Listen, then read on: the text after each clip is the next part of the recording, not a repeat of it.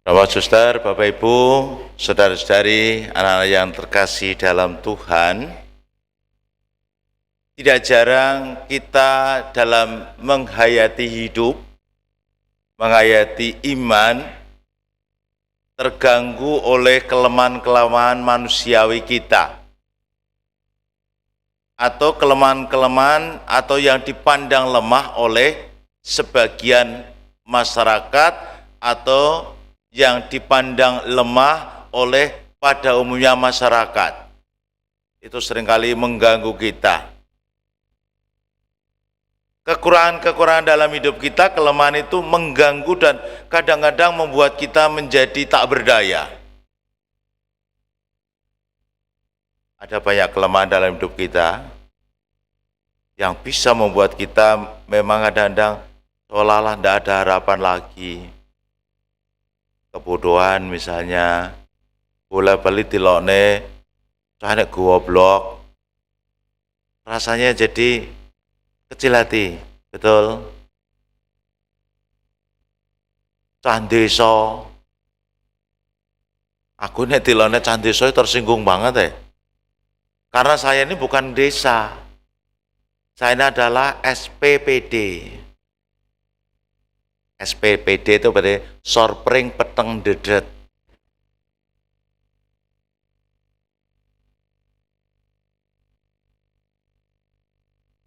Ada banyak hal lain yang menjadikan kita kadang minder, betul. Kemiskinan kita, kebodohan kita, ketakberdayaan kita, membuat kita kadang-kadang, aduh, nggak berdaya sudah. Dan ini yang seringkali membuat kita akhirnya fokus kita pada itu saja.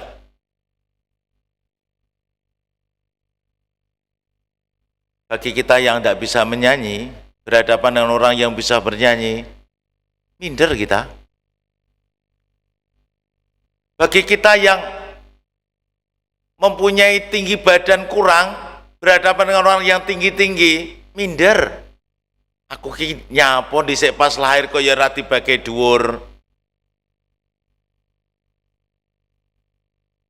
Leh repot neh wis cendhek lemu.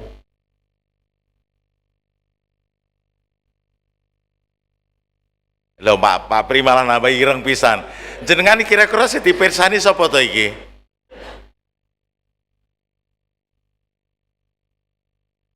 Ini bisa membuat kita terganggu, serius. Ada banyak lain contoh. Kalau saya sampaikan satu persatu, bahkan dunia ini tidak cukup untuk menampungnya. Ada banyak kelemahan-kelemahan.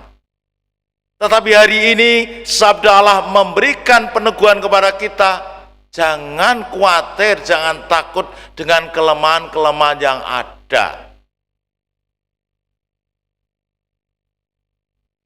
Karena Tuhan telah menganugerahkan kepada kita, mencukupi kehidupan kita, menjawab kebutuhan kita, bahkan lebih dari apa yang kita minta. Yang penting itu berguna. Kalau yang kita minta nggak berguna, pasti Tuhan juga tidak mengabulkan. Ada banyak tentu saja.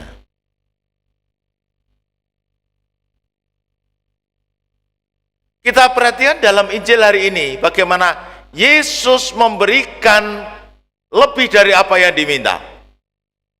Itu gambaran Allah yang memberikan kepada kita lebih dari apa yang kita minta. Coba tadi perhatikan, Yesus berhadapan dengan orang yang membawa seorang yang sakit. Sakit apa tadi? Tuli dan gagap. Apa yang mereka minta kepada Yesus? Apa yang mereka minta kepada Yesus? Untuk Yesus lakukan terhadap orang yang tuli dan gagap. Apa yang dimintanya? Apakah mereka meminta kesembuhan? Tidak. Mereka hanya meminta, tumpangkan tanganmu. Jelas gak? Jelas dong? Mereka hanya meminta supaya Yesus menumpangkan tangan. Sehingga ketika Yesus menumpangkan tangan, itu sudah memenuhi permohonan mereka. Mereka minta supaya Yesus memberkati. Mereka minta supaya Yesus memberikan karunia kekuatan. Tapi apa yang Yesus lakukan? Ketika Yesus diminta untuk menumpangkan tangan, meletakkan tangan atas orang itu, Yesus memisahkan orang itu dari orang banyak. Lalu melakukan penyembuhan. Ini luar biasa. Dan inilah yang sebenarnya menyatakan oleh Allah sendiri bahwa Allah akan menjawabi persoalan-persoalan hidup kita sekalipun tidak kita memintanya. Apa yang Allah lakukan melalui Yesus sebagaimana diceritakan dalam Injil sebagai kepenuhan dari apa yang sudah disampaikan oleh Nabi Yesaya berhadapan dengan orang-orang yang ngeyel. Maka tadi Nabi Yesaya mengatakan, katakanlah kepada orang-orang yang tawar hati, orang yang bebal, orang yang keras hatinya, mengatakan bahwa Tuhan tidak mencukupi, Tuhan tidak menjawab permohonan, Tuhan tidak memberikan berbagai hal yang kita perlukan. Katakanlah kepada mereka, orang tuli akan dibuka, dan mulut orang bisu juga akan bersorak-sorai. Dan ini sudah dilakukan oleh Yesus. Maka bagi kita sekarang apa alasannya untuk mengatakan bahwa aku harus pesimis, harus tidak berharap? Jangan pora.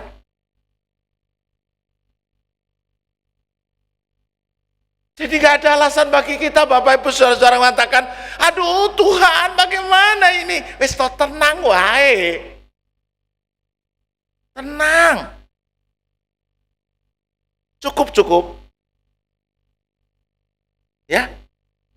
Tapi ya saya kira Mbak Yuli jangan minta pada Tuhan tolong kuruskan badanku, gak usah. Karena Tuhan kau minta, Tuhan kuruskan badanku, engkau malah semakin akan diberi kelimpahan. Iya, amin. Mas Tri, setuju? Mantap. Tapi naik pelaku bareng jarang kau 10 ran. Minta maaf. Dimaafkan. Nah, kita ini hidup sebenarnya tidak lain hanya berdasarkan kemurahan Allah. Kalau Allah sudah memberikan kemurahan, mau kemana kita? Sehingga kelemahan-kelemahan kita tidak bisa kita pakai dasar untuk tidak berharap. Allah telah melengkapi berbagai hal dalam hidup kita, dari kelemahan itu menjadikan sesuatu yang hebat. Bacaan yang kedua, Rasul Paulus mengatakan pada kita, bukanlah Allah memilih orang-orang yang dianggap miskin, dianggap lemah, dianggap tak berdaya, dianggap penuh berbagai hal yang kurang oleh dunia untuk menjadi ahli waris kerajaan Allah. Jadi ini menjadikan hiburan bagi kita. Meskipun aku orang dari Macanan, tetap boleh mewarisi kerajaan Allah. Amin Pak Yed. Amin. Jadi kan merasa diri, aku ini hanya sekedar orang Macanan. Orang Macanan kok sekedar. Bayangkan loh, Macanan dengan kewedusan lebih kuat mana? Kan?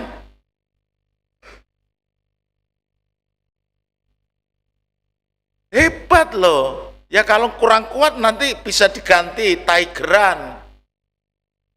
Nah, itu daripada kewagean Wage iki apa jajal? Kok kewagean? Apik macanan, Pak.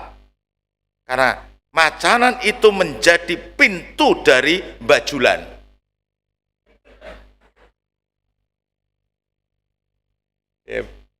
Penjagane boyo loh gue. Makanya.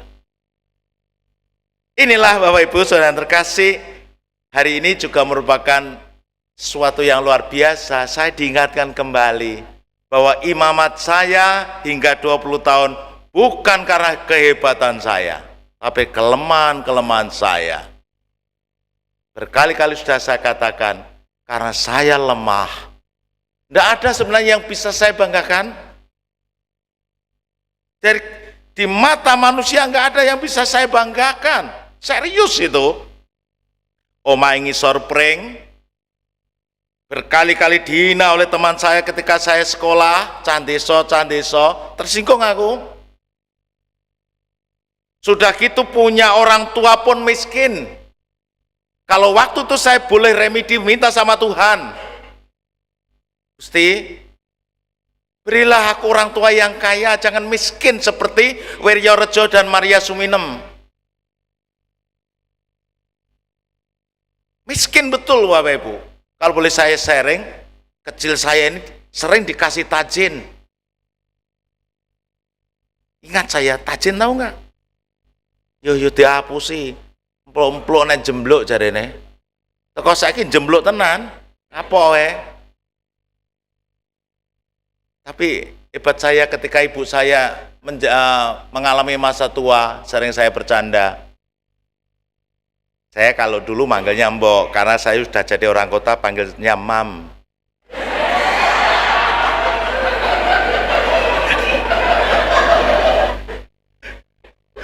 Diguyu toh? Ya, pas saya panggil Mam malah dia nggak noleh sama sekali. Saya panggil tetap panggilan sapaan saya, Mbok. Tak pikir-pikir jenengan ki gak adil. Ya kok iso gak adil? Alah, wong dhisik aku cilanku mbok gawe tajin, saiki bareng jenengan tuwa njaluk ijol kok susune ensur. Pernah saya belikan, memang saya belikan ensur, kemudian kan larang toh. Kok larang men bareng ensur, kita ganti anlin. Lah kok ngomong sing kae lho enak.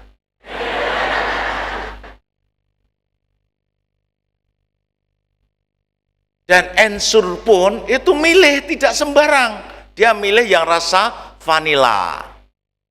JJ Maria Suminem dadi rondo saiki kemlinthi ya ngono.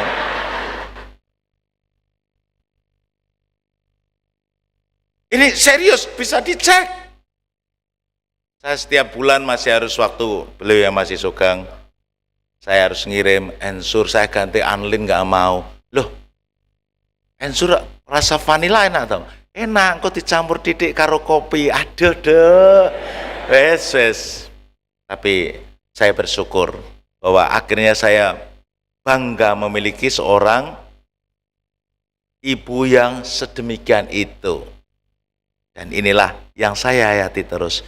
Maka saya masih berjuang terus-menerus untuk menghayati imamat ini, tidak lain adalah hanya oleh kemurahan Allah kami menerima pelayanan ini.